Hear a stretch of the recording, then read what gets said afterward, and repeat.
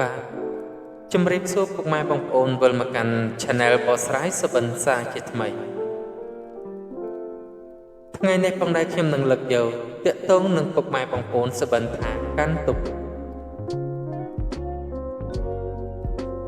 បាទប្រសិនបើជាពុកម៉ែបងប្អូនសុបិនថាកាន់ទុក្ខឬក៏ខ្លួនឯងយកក្រណាត់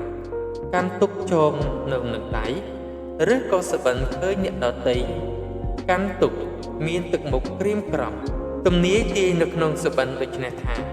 ពុកម៉ែបងប្អូននឹងអស់គ្រោះទទួលបានលាភសំណាងនៅពេលក្រោយចំណែកលេខសំណាងចំពោះអ្នកសុបិនវិញគឺលេខ04លេខ06លេខ104លេខ106និងលេខ609